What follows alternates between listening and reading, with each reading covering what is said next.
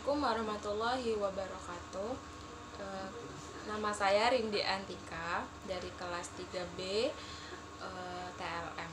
Saya akan menjelaskan perbedaan antara iodometri dan iodimetri. Iodometri itu termasuk ke dalam reduktometri, sedangkan iodimetri itu termasuk ke dalam oksidimetri.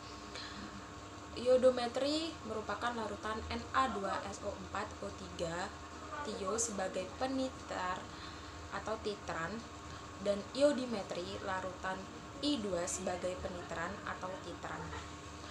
Iodometri penambahan indikator kanji di saat mendekati titik akhir, sedangkan iodimetri penambahan indikator kanji saat awal penitran. Iodometri termasuk ke dalam titrasi tidak langsung, sedangkan iodimetri termasuk ke dalam titrasi langsung. Iodometri merupakan oksidator sebagai titrat, sedangkan iodimetri termasuk ke dalam reduktor sebagai titrat. Titrasi dalam suasana asam, sedangkan iodimetri titrasi dalam suasana sedikit basah atau netral. Iodometri penambahan Ki sebagai zat penambah, iodimetri penambahan NaHCO3 sebagai zat penambah. Iodometri merupakan titran sebagai reduktor dan iodimetri sebagai titran sebagai reduktor. Di sini saya akan menunjukkan di mana perbedaan DO, BOD dan COD. DO sendiri merupakan jumlah O2 terlarut yang terdapat dalam perairan baik yang berasal dari fotosintesis maupun absorpsi atmosfer atau udara.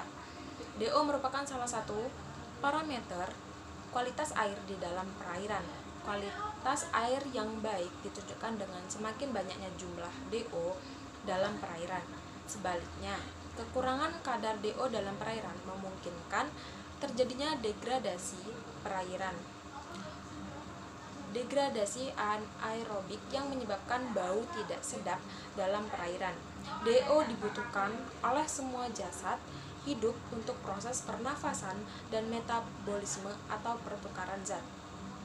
Selain itu, O2 juga diperlukan untuk mengoksidasi bahan-bahan organik dan anorganik dalam proses aerobik. Prinsip dari DO sendiri merupakan oksigen terlarut bereaksi dengan ion mangan 2 dalam suasana basah menjadi hidroksida mangan dengan valensi yang lebih tinggi, Mn4. Dengan adanya ion iodida I- dalam suasana asam, ion mangan 4 akan kembali menjadi ion mangan 2 dengan membebaskan iodin atau I2 yang setara dengan kandungan oksigen terlarut. Iodin yang berbentuk kemudian diterasi dengan sodium tiosulfat dengan indikator amilum. BOD, Biochemical Oxygen Demand. Yang dimaksud dengan BOD ialah jumlah O2 terlarut yang diperlukan oleh mikroorganisme dalam proses penguraian atau pemecahan bahan-bahan organik yang siap terdekomposisi atau biodegradable organics yang terdapat di dalam air dalam kondisi aerobik. Pengujian BOD dibutuhkan untuk penentuan beban pencemaran yang disebabkan oleh air yang dibuang oleh penduduk dan industri. Pengujian BOD tidak bisa diaplikasikan untuk pengukuran jumlah dengan bahan organik yang sebenarnya yang terdapat di dalam perairan, tapi hanya dapat mengukur jumlah konsumsi oksigen secara relatif. Semakin banyak oksigen yang dikonsumsi dalam uji BOD, maka semakin banyak juga bahan organik di dalamnya. Dalam rangka untuk mengurai atau mendekomposisi bahan-bahan organik secara sempurna pada suhu 20 derajat Celcius, diperlukan waktu lebih dari 20 hari, tetapi untuk praktisnya digunakan waktu 5 hari sebagai standar.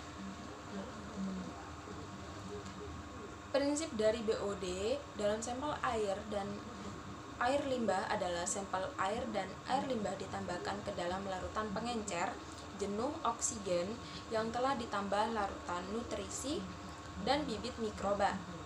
Kemudian diinkubasi dalam ruang gelap pada suhu 20 derajat Celcius, kurang lebih 1 derajat Celcius selama 5 hari.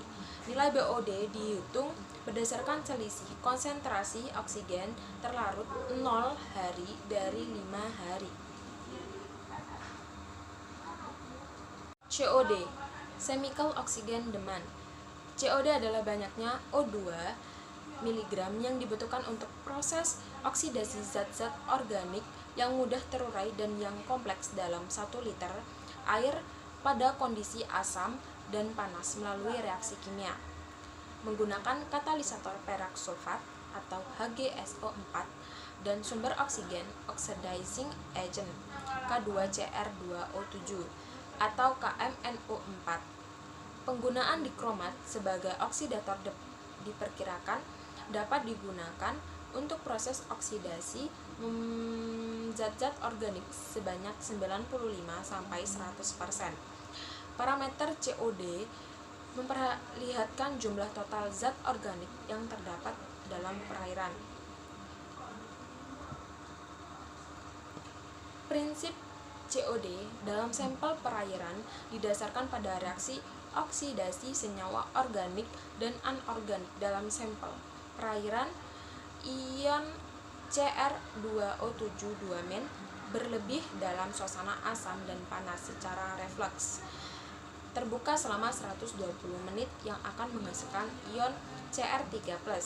Sisa kalium dikromat yang tidak bereaksi dititrasi menggunakan larutan ferroamonium sulfat dan indikator ferroin. Jumlah oksidan yang dibutuhkan dinyatakan dalam ekivalen oksigen atau Mg 0,2 per liter.